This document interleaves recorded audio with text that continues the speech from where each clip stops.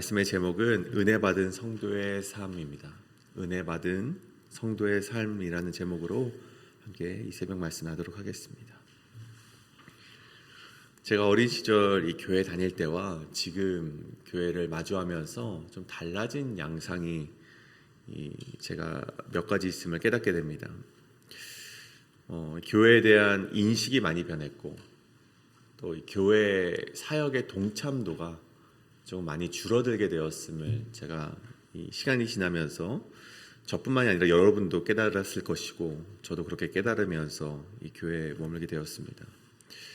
이렇게 된 데에는 여러 가지 요인이 있겠죠.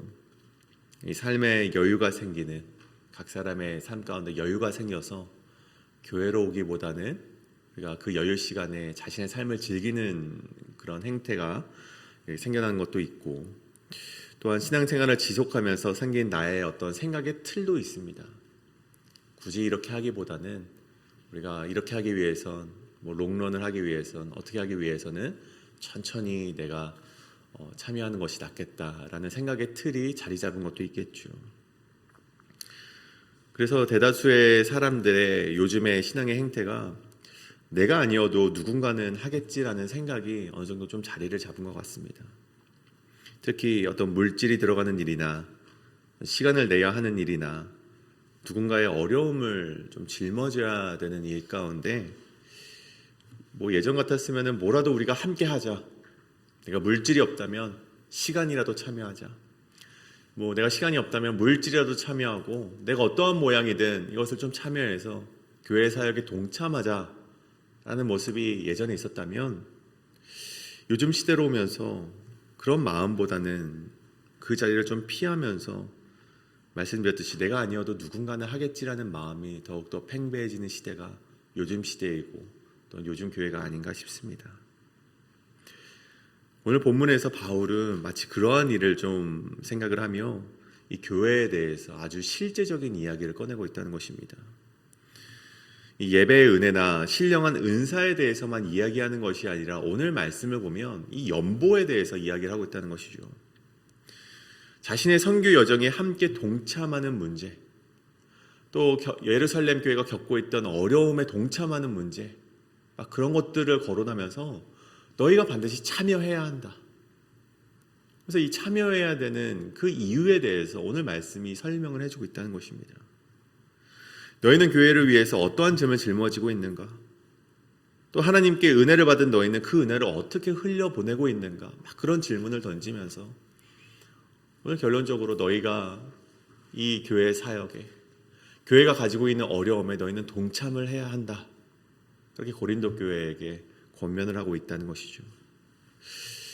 저는 오늘 이 바울의 질문 앞에 또 바울이 말하고 있는 이 바울의 권면 앞에 우리 역시 동일하게 그 질문을 한번 되짚어 보시는 그러한 시간이 오늘 말씀의 시간이 되기를 간절히 소원합니다. 특별히 오늘 그 문제에 대해서 이야기하는 바울의 이야기를 함께 나눌 때 우리 역시 어떻게 하면 사역에 더욱더 동참할 수 있을까? 내가 지금 시간이 없다면 어떠한 모습으로 또 동참할 수 있을까? 내가 물질이 없다면 내가 어떠한 모습으로 이 교회 사역에 더욱더 동참하여서 내가 받은 하나님의 은혜를 흘려보낼 수 있을까? 그것을 조금 더 고민해 보시며 오늘 이 사역에 교회가 가진 짐에 동참하시며 나아가실 수 있는 저와 여러분이 되기를 소원합니다. 두 가지로 그것을 나눠볼 텐데 오늘 말씀의 첫 번째는 연보는 하나님께 받은 은혜를 흘려보내는 것이다 입니다. 연보는 하나님께 받은 은혜를 흘려보내는 것이다. 오늘 말씀의 1절입니다. 성도를 위하는 연보에 관하여는 내가 갈라디아 교회들에게 명한 것 같이 너희도 그렇게 하라. 여기서 말하는 연보는 예루살렘 교회 성도들을 돕기 위한 모금이었죠. 예루살렘 교회는 굳은 핍박을 받으면서 동시에 엄청난 기근으로 고생하고 있는 중이었습니다. 그래서 이 바울이 각자 이 3차 전도 여행을 떠나면서 이 복음을 전파하기도 하지만 이 기존 교회들에게 우리 예루살렘 교회를 도와야 한다. 그래서 이제 연보를 이제 모으고 있었을 때 오늘 이 고린도 교회에도 마찬가지로 그런 말씀을 전하고 있는 것이죠. 오늘 이 성경은요 그것을 이 연보라고 번역을 했는데 이 헬라어는 로기아라는 어떤 단어를 사용을 합니다. 근데 이 두 가지 모두 같은 뜻을 가지고 있습니다. 이제 한국 이제 한자로 번역된 이 연보는 이 버릴련의 도울보로 내 것을 내어놓아서 다른 사람을 돕는 것. 그래서 그것을 연보, 한자의 뜻을 보자면 뭐 구제 사업이나 자선 활동의 의미를 가지는 것이죠. 헬라어도 마찬가지로 로기아는 이 컬렉트, 수집이라는 단어의 뜻을 가집니다. 그래서 우리도 뭐 모아서 누군가에게 건네주는 것, 그것을 이제 로기아라는 뜻을, 이제 연보라는 뜻을 동일하게 가지고 있다는 것입니다. 그런데 오늘 바울은요, 이 연보에 대해서 조금 다른 단어로 표현을 하고 있음을 우리가 또한 보게 됩니다. 이 3절을 보시면 내가 이를 때에 너희가 인정한 사람에게 편지를 주어 너희의 은혜를 예루살렘으로 가지고 가게 하리니. 그러니까 바울은 연보라는 단어 대신에 이것을 은혜라고 표현을 하고 있습니다. 카리스, 은혜라고 표현을 하고 있죠. 단지 로기아, 컬렉트 해서 수집을 해서 모아서 돈을 모아서 우리 돈이 필요한 사람에게, 가난한 사람들에게, 어려운 사람들에게 그냥 전해주는 것으로 끝나는 것이 아니라 오늘 3절에 이 연보를 은혜라고 표현을 하고 있다는 것입니다. 바울은 이 연보라는 것이 단순히 돈을 모으는 행위가 아니라 우리가 하나님께 받은 것을 흘려보내는 것, 그렇게 표현을 하고 있다는 것입니다. 여러분, 바울이 고린도전서 앞부분에서 그토록 권면했던 이야기들이 무엇입니까? 이 고린도 교회는 은사가 넘쳐나는 교회였습니다. 뭐 방언의 은사도 있었고, 뭐 방언 통역의 은사도 있었고, 예언의 은사도 있었고, 뭐 지식의 은사, 신유의 은사, 막 많은 은사들이 넘쳐났습니다. 성령의 이 나타나심이 분명하게 있었던 그런 교회였죠. 근데 문제가 있었다면 이 성도들이 그 은사의 목적을 몰랐다는 것입니다. 그래서 자기가 가진 은사들을 마구잡이로 자랑을 하고 막 사람들 앞에서 방언을 하는 것이 뭔가 또 성숙한 신앙인 것처럼 보이며 막 방언을 하면서 자신의 은사들을 자랑하는 모습이 바로 고린도 교회의 모습이었기 때문에 결국 그 교회가 시기하는 교회가 되었고 결국 파당을 갈리면서 쪼개지는 교회가 되었죠. 그런 고린도 교회를 향해서 바울이 무엇을 얘기했습니까? 너의 은사의 목적이 무엇이냐? 각 사람에게 성령을 나타내시면 유익하게 하려 하십니다. 이 유익은 무엇입니까? 개인의 유익입니까? 그렇지 않죠. 공동체의 유익을 위해서 주신 것이 바로 은사이다. 바로 하나님이 주신 선물이다라고 말하면서 그들에게 권면을 하고 그들을 질타하면서 너희가 다시 교회의 공동체의 유익을 위해 살아가라, 그렇게 말했던 것이 바로 고린도전서 앞부분의 이야기였습니다. 그렇기 때문에 오늘 16장에서 바울이 이야기하는 이 연보는 무엇입니까?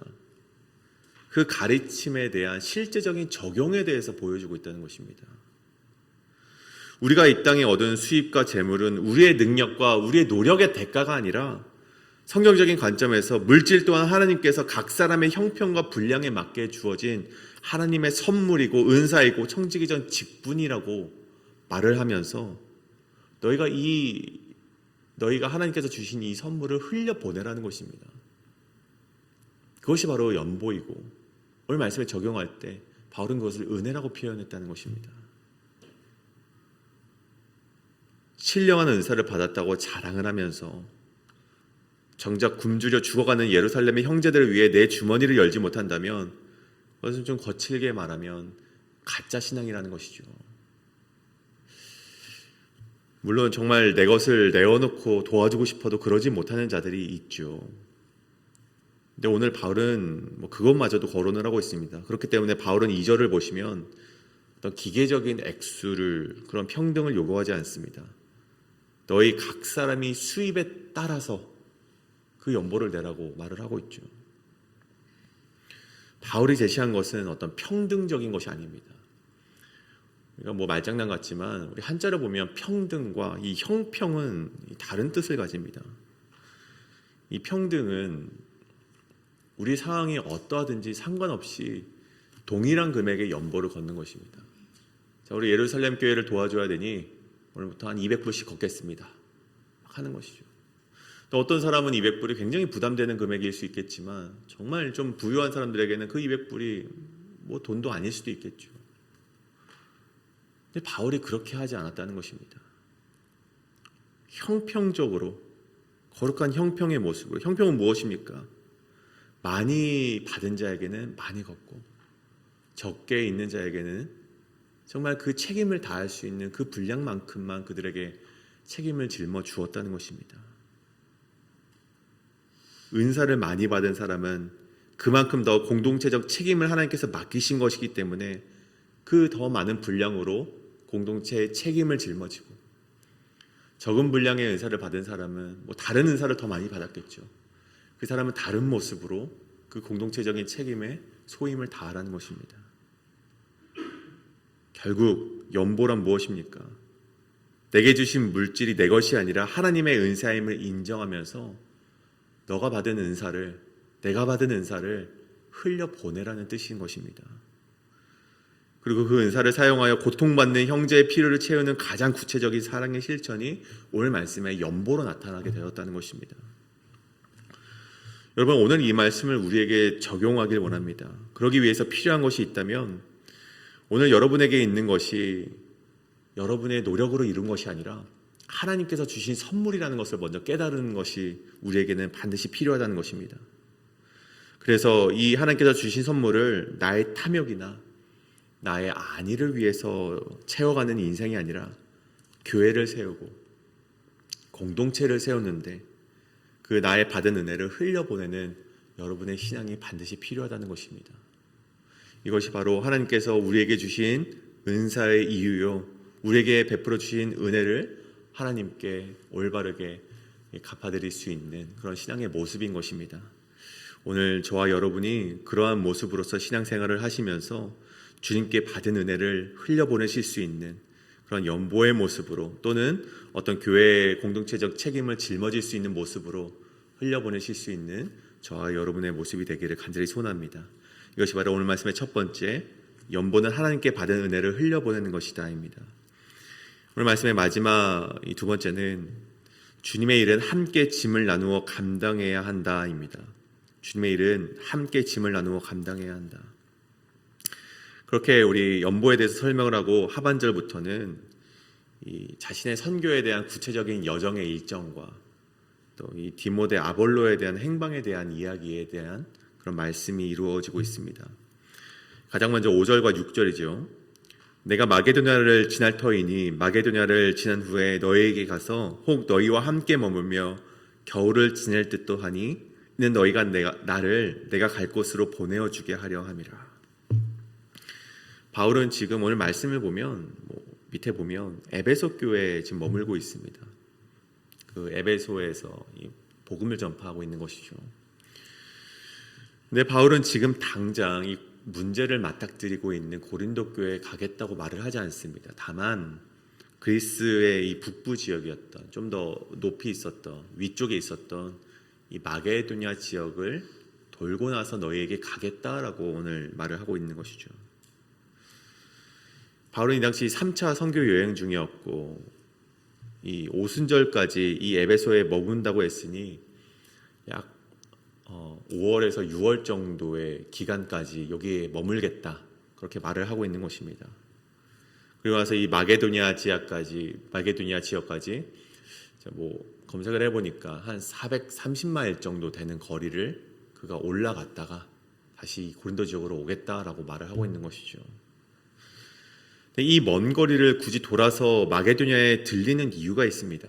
그것은 이 에베소 교회와 마찬가지로, 또 고린도 교회에게 편지했던 것과 마찬가지로 이 마게도냐에 있었던 빌립보, 데살로니가 교회, 어떤 베레아 교회, 그런 교회들에게도 동일하게 이 연보에 대해서 이야기를 하고 예루살렘 교회를 돕기 위한 그 연보에, 자신의 은혜를 흘려보내는 그 연보에 동참하도록 그렇게 권면하기 위해서 그가 또한 이 마게도냐에 들리겠다라고 하는 것이죠.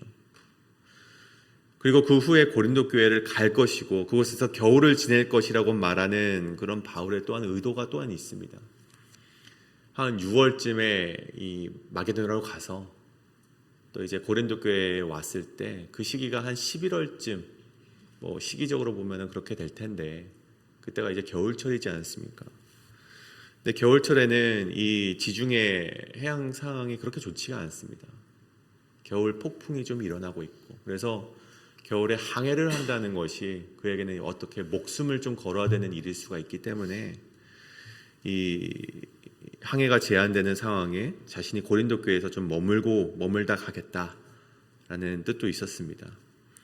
근데 그것뿐만이 아니라 오늘 좀 이중적인 의미로 좀 우리가 알레고리적하게 그것을 좀 바라보자면, 신앙의 겨울을 겪고 있는 고린도 교회에게 다벌을 짓고 은사를 자랑하고 많은 문제들을 가지고 있었던 고린도 교회의 그 겨울, 신앙의 겨울 가운데 자신도 함께 머물면서 그 신앙의 문제에 동참을 하겠다, 그런 뜻으로 우리가 좀 받아들일 수 있을 것 같습니다. 근데 결국 이 말씀을 우리가 바라보면서 우리가 좀 깨닫길 바라는 것이 있다면, 바울이 단순히 자신의 행방을 설명하는 말씀이 아니라는 것입니다. 단순히 내가 이렇게 일정을 갈 것이니 너희가 알고 있어라, 어떤 정보성으로 메시지를 주는 것이 아니라, 오늘 바울이 자신의 행방을 설명하는 이유가 있다는 것입니다. 그것이 무엇인가 하면, 자신의 선교 여정 속에서 모든 교회가 이 연보에 참여하고 있음을 고린도 교회에게 알려주는 것입니다. 너희만 그 연보에 참여하는 것이 아니라 지금 에베소 교회도 그러고 있고, 오늘 말씀 첫 번째 시작할 때 갈라디아 교회에게도 그렇게 말을 했고, 그리고 내가 마게도니아 지역을 가서 똑같이 그 선교 사역을 하며 말할 것이다, 그런 뜻을 내포하고 있다는 것입니다. 고린도 교회를 향한 그런 메시지 속에서 너희도 그러기 때문에 사역에 동참을 해라, 그런 말을 오늘 이 고린도 교회에게 전해주고 있다는 것이죠. 여러분, 바울이 이 겨울철에 고린도에 오래 머물고자 했던 이유가 단순히 그 겨울철 선박의 항해가 제한되기 때문만은 아니었습니다. 단순히 쉬기 위해서가 아니었습니다. 단순히 교회의 대접을 받기 위해서 가는 것도 아니었죠. 오늘 바울은 6절에 보면 고린도 교회가 자신을 보내어주게 하려 한다고 말합니다. 우리 마지막 절에 보면 내가 겨울철 그렇게 지내고 나서 너희가 보내어주려 하게 한다. 여기서 보내어준다라는 말은 단순히 배웅한다는 뜻이 아닙니다. 바울이 다음 사역지로 갈 수 있도록 필요한 것을 공급하고 기도로 함께하고 사역의 짐을 함께 나누는 것을 의미를 하는 것이죠. 이 말은 즉 바울은 고린도 교회를 향해서 너희도 이 복음의 여정에 참여하길 바란다, 그렇게 말을 하고 있다는 것입니다. 우리 교회는 이 7월 6일부터 도미니카 공화국을 마음에 품고 우리 단기 선교를 떠나게 됩니다. 이를 위해서 우리 단선팀이 매주 토요일마다 새벽기도 끝나고 모여서 함께 회의하고 계획을 하고 어떻게 할지 그 사역을 공유하며 나가고 있습니다. 근데 여러분, 우리가 단기 선교팀만 준비한다고 해서 이 사역을 감당해낼 수 있는 것입니까? 여러분, 바울이 보내어달라고 요청한 뜻이 무엇입니까? 여러분, 자신 혼자서는 이 사역을 감당할 수 없다는 것입니다. 복음의 사역을 자신이 혼자서는 감당할 수 없기 때문에 내가 너희 가운데 머물면서 너희의 문제를 내가 해결해 주기도 하지만 너희도 나를 보내어달라는 것입니다. 함께 기도하고 함께 사역의 짐은 짊어지고 내게 필요한 것을 공급해달라는 뜻인 것이죠. 마찬가지로 단기 선교팀이 그곳에서 하나님의 복음의 사역을 잘 감당할 수 있도록 남아있는 자들도 그 사역의 짐을 함께 짊어지면서 기도로 함께 참여해야 되는 것이 오늘 바울이 말하고 있는 그 메시지의 핵심이라는 것입니다. 바울 혼자서 하는 것도 아니고 단기 선교팀 18명이서만 하는 사역이 아니라는 것입니다. 하나님의 사역은 함께 짐을 짊어지는 것이라고 오늘 우리 바울이 우리에게 말씀하고 있다는 것입니다. 왜 그렇습니까? 여러분, 8절의 말씀을 보십시오. 내가 오순절까지 에베소에 머물려 함은 내게 광대하고 유효한 문이 열렸으나 대적하는 자가 많음이라. 여러분, 광대하고 유효한 문이 열렸습니다. 이게 무슨 뜻입니까? 선교에 대한 하나님의 허락하심의 문이 열렸다는 것입니다. 하나님께서 선교의 문을 활짝 열어주셨습니다. 그렇기 때문에 바울이 그곳에 남아있을 수 있는 것이죠. 다만 동시에 바울이 무엇라 말합니까? 대적하는 자가 많도다. 여러분, 이상하지 않습니까? 하나님이 문을 열어주셨다면 모든 일이 순조로워야 될 것만 같은데 바울은 오히려 대적하는 자가 많다고 말을 합니다.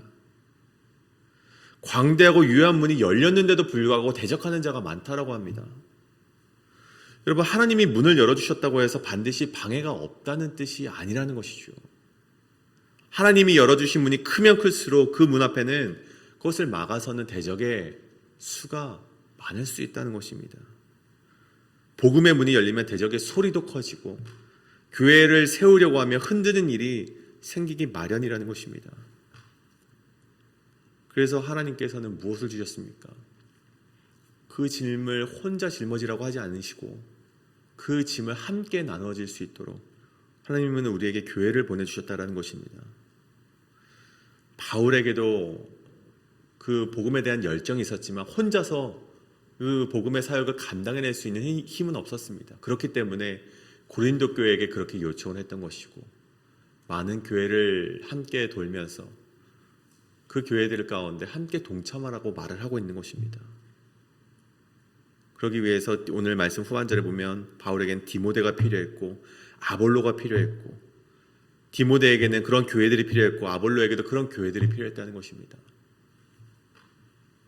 결국 오늘 본문이 말하고 있는 바울의 행적이 보여주는 교훈이 무엇입니까? 주님의 일은 한 사람의 열심으로만 이루어지지 않는다는 것입니다.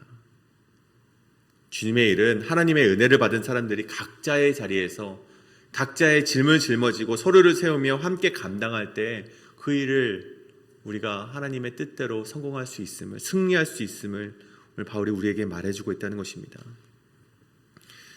그렇다면 여러분, 우리는 어떻습니까? 우리가 주님의 일을 바라볼 때 그 일을 누군가가 해야 될 일로만 생각하고 있지는 않으십니까? 선교는 선교팀의 일이고 구제는 여유로운 사람들의 일이고 교회 사역은 우리 그 사례비를 받는 어떤 목회자의 일이고 어떤 일은 또 어떤 자의 일이고 그렇게 우리가 구분지어 살아가고 있지는 않은가? 우리가 삶을 한번 되돌아보자는 것입니다. 오늘 바울이 말하는 것은 그렇지 않습니다. 주님의 일은 혼자 감당하는 것이 아니라 교회의 일은 어떠한 부류가 감당하는 것이 아니라 우리 모두가 동일하게 그 사역의 짐을 함께 짊어져 나가는 것이다. 오늘 고린도 교회를 향한 마지막 말씀 가운데 그것을 우리에게 전해주고 있다는 것입니다. 저는 우리 교회가 오늘 바울이 말하는 그런 모습으로 나아가기를 간절히 소원합니다. 몇 사람만 수고하는 교회가 아니라 모든 성도님들이 각자의 자리에서 함께 짐을 짊어지는 교회. 그래서 하나님께서 열어주신 복음의 자리에서 대적들의 방해가 있을지라도 그것이 모두가 함께 짐을 짊어짐으로 말미암아 두려움이 아니라 그것을 기쁨으로 우리가 뚫고 나갈 수 있는 교회. 방관만 하는 것이 아니라 동참으로써 우리에게 맡겨주신 주님의 일을 감당하는 정말 그런 기쁨의 교회가 우리 회의빌 한시장로교회가 되기를 간절히 소원합니다. 오늘 우리가 이 말씀을 정리하면서 우리가 이렇게 기도하며 나가길 원합니다. 주님, 내게 있는 모든 것이 주님의 은혜임을 알게 하여 주시옵소서. 또한 기도하실 때 내가 가진 물질도 시간도 재능도 건강도 나의 것이 아니라 하나님께서 맡겨주신 선물임을 깨닫고 내가 그 은혜를 나만을 위해 붙들고 사는 인생이 아니라 필요한 곳에 흘려보낼 수 있는 내가 되게 하여 주시옵소서라고 이 시간 함께 기도하실 때 우리가 우리의 각자의 삶에 주어진 분량대로 복음의 짐을 함께 짊어지고 나아가시는 저와 여러분 되길 원합니다. 이것을 놓고 함께 기도하며 나아가시겠습니다.